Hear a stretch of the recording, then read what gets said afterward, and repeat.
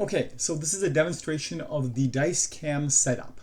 So if you want to make a border, a wall around your dice so that they don't fly out, the first thing that you need to do is make sure that in the configuration all of the zoom levels are the same. That way, no matter how many dice you roll, the size of the view will always be the same, and we can build a border around that. Okay, so I've loaded a map here. We can see that we've got a some kind of a village here. Okay, and in order to do this, I'm going to need at least 2 minis. So I'm going to add 2 minis right now. I'm going to go to my humans, for example, and add in this guy, and add in this guy. Okay. Now,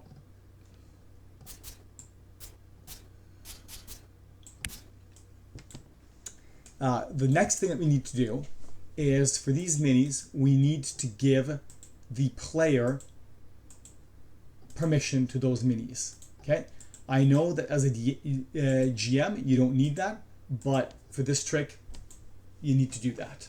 Okay, so right now, both of these minis are owned by the player. So now if I go into player mode, I can move either one of these minis. And because I can do that, you can see up here, we've got the badges for them. And if I click on any one of them, you can see that the camera automatically focuses on that mini. And that's the key part that we are going to make use of. So with this ready, we're going to create a role.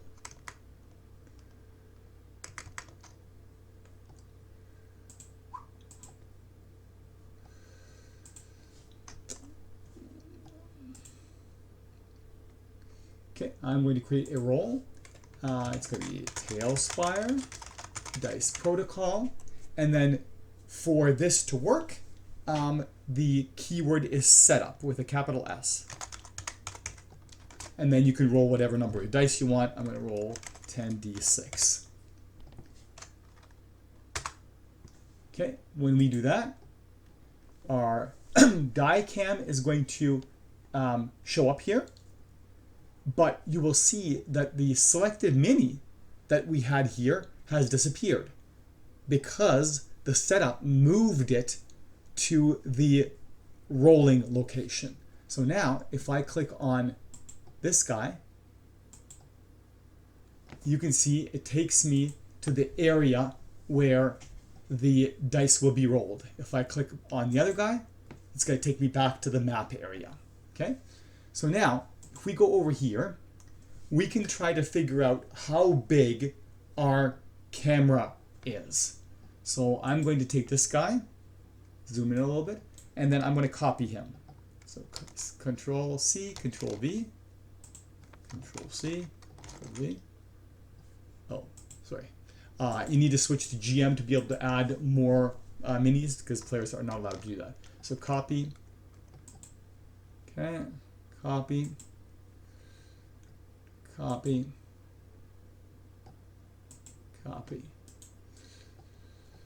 So what I'm trying to do is I'm trying to figure out how big that camera view is. So I'm going to put these guys here. I'm going to roll some dice, and let's see if I can see all 4 of the surrounding minis. Okay, this is going to tell us how big we need to make our box. Okay, so I can go back to player mode.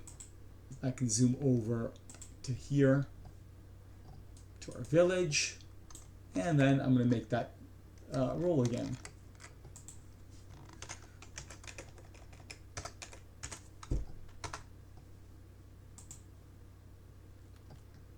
Okay, so we can see that this is pretty good.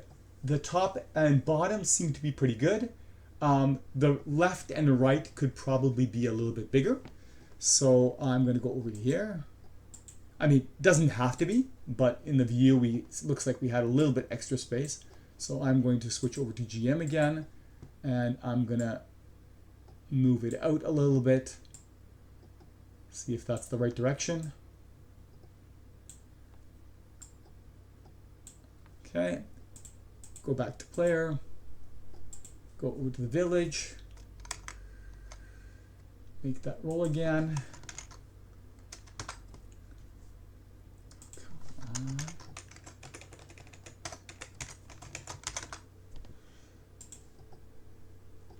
And yeah, that's pretty well the bounds of our rolling box. So now we can go over here and start building. So if we go to GM and then build mode,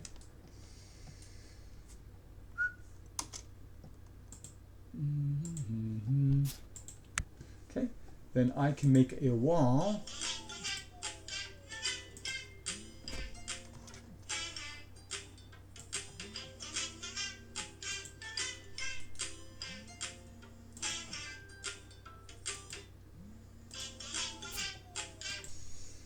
Okay, probably I wanted to make this wall like that.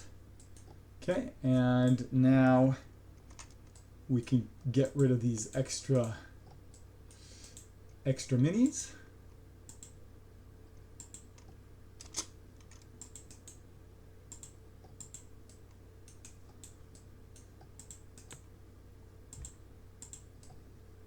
I'm not going to get rid of this guy just yet because we want to make sure that this kind of looks about right.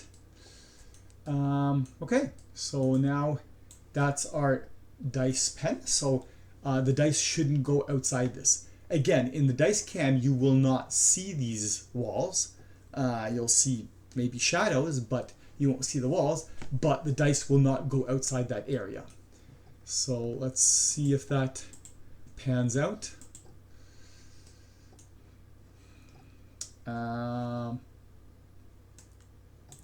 So again, we do our roll.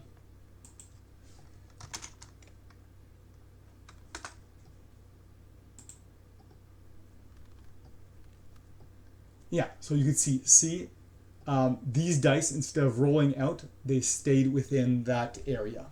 So now we have an area that's quarantined off by the walls. The walls are not visible, but they are forcing the dice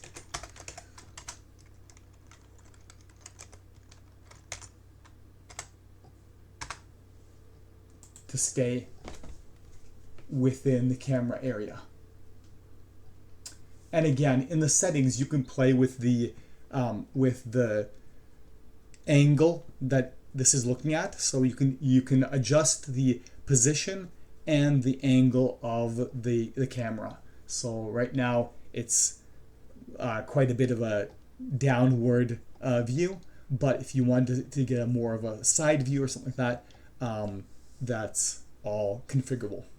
Yeah, so that's how you use the setup. And now, again, these two minis that I created here basically allow you to switch easily between the map view and your dice area. You can keep them if you want to. If you do, I would just, as a GM, just hide them so that you still have access to them if you need them. Or you can get rid of them because if you get rid of this guy, can't do that as a player, but if you get rid of this guy, you're not going to be now able to go to that area anymore.